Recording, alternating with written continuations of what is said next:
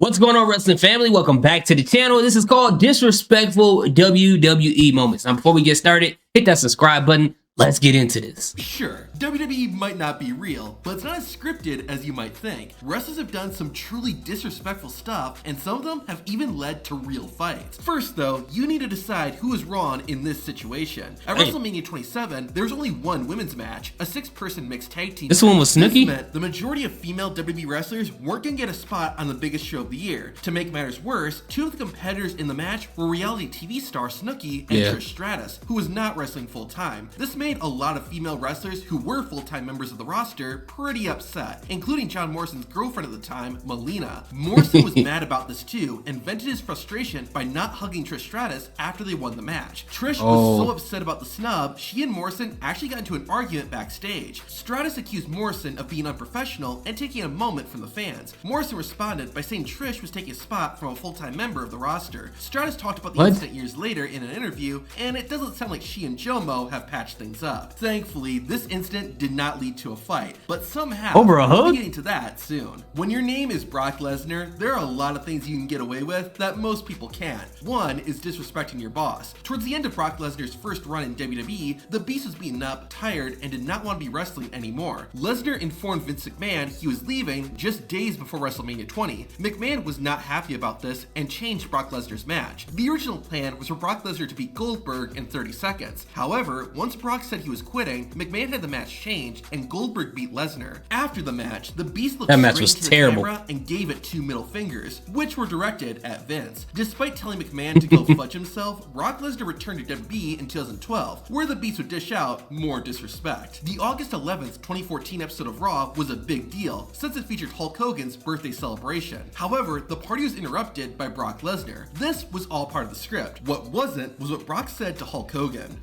"Party's over, Grandpa." Hogan actually took offense to this line and would get defensive over it. What? Brock Lesnar, you need to bite your tongue when you start throwing my name around. All right, I'm getting tired of hearing it. You know, Man, listen, Hulk Hogan, at your age, you tired of a lot of stuff. You tired of standing up, you tired of sitting down, you tired of blinking. Everything makes you tired. And how you gonna be super sensitive for someone calling you a grandpa? Aren't you a grandpa? Like, shouldn't you be mad at God at making time? Like, that has nothing to do with Brock Lesnar, dude. That is like the most weakest thing to be sensitive about. That's just my personal opinion. Whatever. You know what I mean? To me, getting older is a blessing. Okay, I'm not gonna get mad at someone calling me a grandpa because you have the ability to have children who had children. So all of it is great, but I mean, you know, everybody gets sensitive about different things, I guess. it's all entertainment.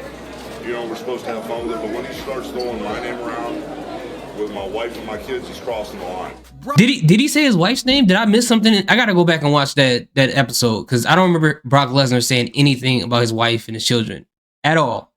I just don't. Lesnar can get away with all this, but most WWE wrestlers cannot. One wrestler slightly disrespected Vince McMahon and nearly got fired. In 2016, Daniel Bryan officially announced his retirement from wrestling. The February 8th episode of Raw ended with Bryan giving a farewell speech. Afterward, the WWE roster came out and gave Daniel a standing ovation. Vince and Stephanie McMahon were on stage, but as they were leaving, Titus O'Neal grabbed Vince so Stephanie could go first, causing the chairman of WWE to nearly fall. Vince shoved O'Neal in that's a no-no. but it got much worse for Titus. McMahon felt that Titus O'Neal was being disrespectful and was ready to fire him. However, McMahon was talked out of it. Instead, Titus O'Neal was given a 60-day suspension. Due to the timing, Titus missed WrestleMania, which is the biggest payday for a WWE wrestler. McMahon did get slightly physical with Titus, but other incidents have caused entire fights to break out. You sure that was because he wanted Stephanie McMahon to go first? Like, I guess it looks like it, but it wasn't worth it. Like, I don't understand the benefit of Titus grabbing the boss's arm. That makes no sense to me at all. I don't care who needs to go first. You let him decide on how they want to choose who goes first or last in their family. You don't know what the lineup is in their family household, okay? So that is crazy, man. And you missed WrestleMania. That soon. Using a real-life death in a WWE storyline is risky, but WWE has done it multiple times. Eddie ain't in heaven. Eddie's down there in hell. While it can be debated whether this is right or wrong, WWE usually gets the okay from the deceased talent's family members. However, there was one instant where they did not. Reed Flair, Ric Flair's youngest child, passed away in 2013 at the age of 25 due to drug overdose. Over 2 years later, Reed's sister Charlotte was in a feud with Paige. During the contract signing for their match, Paige said this. Who's your little baby brother? He didn't have much fight in him, did he? Yeah, I remember that. That was crazy. Both Ric Flair and Reed's mother were not told Paige was going to say this and were furious that it happened. WWE, for their part, did apologize. Brock Lesnar isn't the only person who has mocked and disrespected Hulk Hogan. You know, I kind of wonder, like, how good Ric Flair's son would have been if he was still around. I know what some people say with the conspiracy theories in relation to Charlotte Flair. I'm not getting into that, okay? I know what it is, guys, okay? I'm not getting into that, but I just want to know how he would have been if he was still around. Okay, I'm not talking about conspiracy theories. Let's just get that out of there. Could argue that Hogan was in the right with this next incident. In 2005, Shawn Michaels attacked Roddy Piper and then challenged Hulk Hogan to a match at SummerSlam, which the Hulkster accepted. On TV, it seemed like a simple WWE storyline, but backstage, things were much different. Michaels did not like being a bad guy, and there was no clear plan on how the story would unfold. HBK wanted to have 3 matches with Hulk Hogan, with Hogan winning 2 and Shawn winning 1. The Hulkster didn't want any of that and wanted just 1 match where he would win. Ultimately, Hogan got his way, but Shawn Michaels wasn't going to let it go that easily. Once Hulk Hogan and Michaels had their SummerSlam match, oh, is that what he oversold everything? Of the Immortal One by overselling the Hulk's offense. I While remember Shawn that. Michaels was being disrespectful, this still has to be one of the funniest WWE matches of all time. Because It is. he's Mr. WrestleMania, Michaels was not punished after the match, and Hulk Hogan didn't try to get even. However, when this wrestler got disrespected, he made sure to get even in the most painful way possible. Yeah, In that 1997, pipe. The NWO Oh my locked God. one of the most legendary factions in wrestling history, the Four Horsemen. Each NWO member impersonated one of the horsemen, and Kevin Nash dressed as Arn Anderson. You know something? It's pretty ironic that on Labor Day, WCW would decide to honor me, because anybody that's followed my career knows one thing. Y'all was wondering when I was going to go into labor.